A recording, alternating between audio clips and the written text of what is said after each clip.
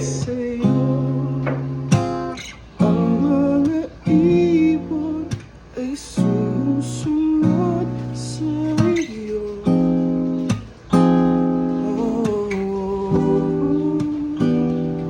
Parang di ka totoo. Kabisado na ang tamis ng iyong labi. Kabisado na ang oras ng iyong di na kailangan pa na ikaw ay magsama.